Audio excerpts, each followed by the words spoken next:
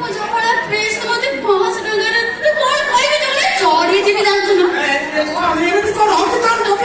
uncle ତମେ ପ୍ରକୃତରେ ତମେ ବଣୁଆ ଗଞ୍ଜେଇ ଗୁଡା କାଢିକି ତମ ମୁଣ୍ଡ କିଛି କାମ ଦବ କପିରା ଉଠୁନି ଏ ଖେଳଟା ନର୍ମାଲ ହେଇଗଲାଣି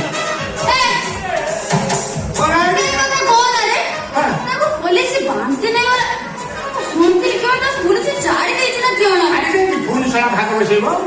ଭାଗ ବସାଉଛି କଣ ମୁଁ ଖାଲି ତାରି କଥା ଭାବୁଛି ଦେଖୁନ କେମିତି ଝଡ଼ିକି କଣ୍ଟା ହେଇଗଲେଣି ତୁ ସିନା ଶଳା ଗୋପୀ କଥା ଭାବିକି ଝଡ଼ିକିରି କଣ୍ଟା ହେଇଯାଉଛୁ ମୁଁ ତତେ ଖାଲି ରାତିରେ ସପଟ ଦେଖି ଦେଖି ପୁରା ଝଟକା ହେଇଯାଉଛି ତୁ ଜାଣିପାରିବୁନୁ କାଲି ରାତିରେ ବା ଠିକ 3ଟା ବେଳେ ତୁ ଆଇଲୁ ଆସିକି ମୋ ପାଖରେ ଶୋଇଗଲୁ ମୋ ମା ବସି ଯୋଉ ହିସାବରେ ଯାହା କରୁଛି କହିପାରିବିନି ଦେଖିଲା ସେ ଶଳା ତୁଳା ତକିଆଟା ଚିରି ତୁଳା କାଢି ଦେଇଛୁ ସେଦିନ ମୁଁ ତମକୁ ମୁଣ୍ଡଟା ଘୋଡେଇ ଶୋଇଦେଲି ଯେ ତୁମେ ବାଥରୁମ ସେଦିନ କାମ ଥିଲା ସେଇଆ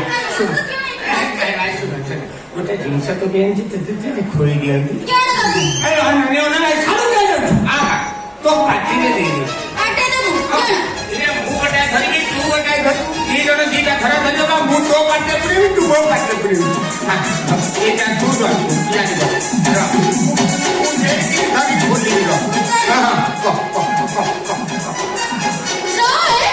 ଖୋଲିବି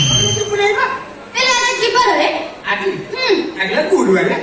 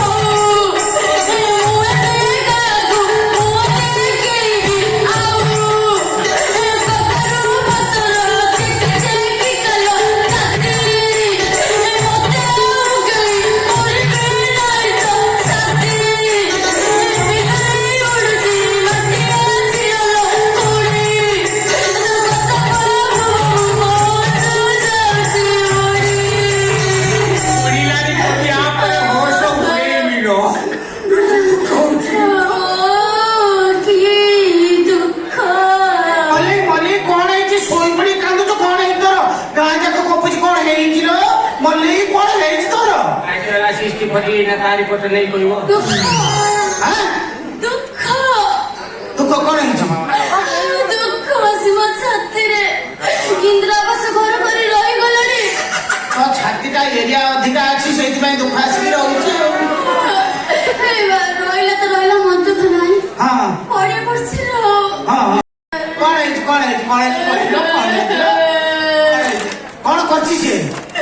लेसी गुरुवार रे हां ये बाकुड़ा मो इज्जत रे हाथ मारी देला ओ माय गॉड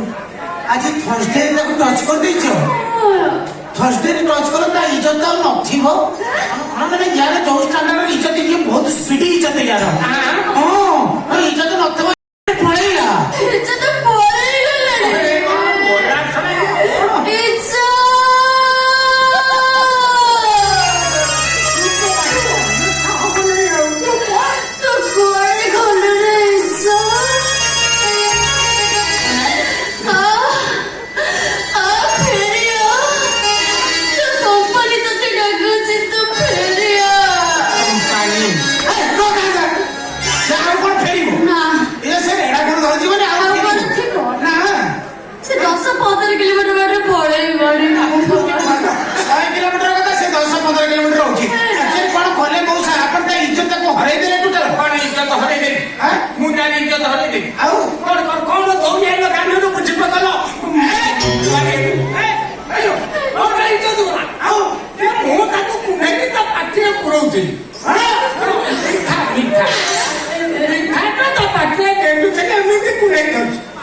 इज्जत पछपटे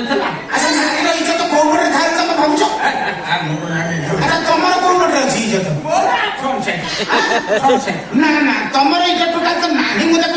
ଚାରିପଟ ଯାକ ସେଇପଟ ଗୋଲ ହେଇଗଲାଣି ପୁରା ଆଉ ଭଳିଆ କଥାବାର୍ତ୍ତା କରିବ ବର୍ତ୍ତମାନ ମୁଁ କହୁଛି ଇଏ ଝିଅ ଯୋଉ ପରିସ୍ଥିତି ହେଲା ଏ ଝିଅ ବର୍ତ୍ତମାନ ଇଜ୍ଜତ ଚାଲିଲେ ଛୋଟ ଝିଅଟା ସେ କଣ କରିବ ସେ କଣ କରିବ ଏ କେହି ତା ସାଙ୍ଗରେ ମିଶିବନି କାହା ସାଙ୍ଗରେ କଥା ହବନି ସାଇ ଭାଇରେ କି ଯାଇପାରିବନି ସେ ବର୍ତ୍ତମାନ ଯାଇ କ୍ୱାରେଣ୍ଟାଇନ ସେଣ୍ଟରରେ ରହିବ କ୍ୱାରେଣ୍ଟାଇନ ସେଣ୍ଟର ରହିବ କଣ କଲ ତମେ ରୁହ ତମେ କହିବ ବ୍ୟସ୍ତ କାହୁଛ ଗଞ୍ଜେଇ ଟାଣିକି କାହିଁକି ଉତ୍ପାଦ ହଉଛ ବର୍ତ୍ତମାନ ତାକୁ ଇଏ ଯୋଉ ପରିସ୍ଥିତି ହେଇଛି ଇଏ ବର୍ତ୍ତମାନ ସୂର୍ଯ୍ୟ ହେବାକୁ ହେଲେ ତାକୁ ଉତ୍ତରାଖଣ୍ଡ ଯିବାକୁ ପଡିବ ଉତ୍ତରାଖଣ୍ଡରେ ଅଛି ଗୋଟେ ସଲସଲା କୁଣ୍ଡ କିଏ ବୁଡେଇବ ମୁଣ୍ଡ ବୁଡେଇଲେ ଯାଇକି ପବିତ୍ର ହବ ସେ କୁଣ୍ଡର ଲକ୍ଷଣ ହଉଛି ନାରୀ ମାନଙ୍କର ମୁଣ୍ଡ ବୁଡେଇବେ ପୁରୁଷ ମାନେ ଗଲେ ବୁଝିପାରୁଛ ତେଣୁ ବର୍ତ୍ତମାନ ଉତ୍ତରାଖଣ୍ଡ ଯିବ କହିଲେ ତାକୁ ମିନିମମ୍ 5 ଲକ୍ଷ ଟଙ୍କା ଦରକାର କାହିଁକି ସେ ଚାର୍ଟର ଫ୍ଲାଇଟ୍ ଯିବ ଗୋଟେ କେବିନ ବୁକ୍ କରିକି 5 ଲକ୍ଷ ଟଙ୍କା ଦେଇଦିଅ ସେ ଯାଇକି ଉତ୍ତରାଖଣ୍ଡରୁ ପ୍ରାସି ଦେଇକି ଆସୁଛି ଏମିତି କଥା ହେଇଯାଇଛି ଯେ ଏକା ଧରିକି 5 ଲକ୍ଷ ଶୁଣ ଟଙ୍କା 250-300 ଭିତରେ ଫାଇନାଲ କରିଦିଅ କେତେ ହବ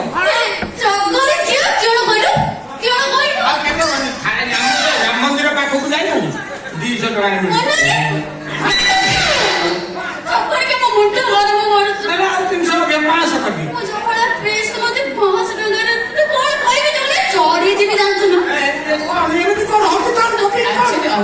ତମେ ପ୍ରକୃତରେ ତମେ ବଣୁଆ ଗଞ୍ଜେଇ ଗୁଡା କାଢିକି ତମ ମୁଣ୍ଡ କିଛି କାମ ଦବ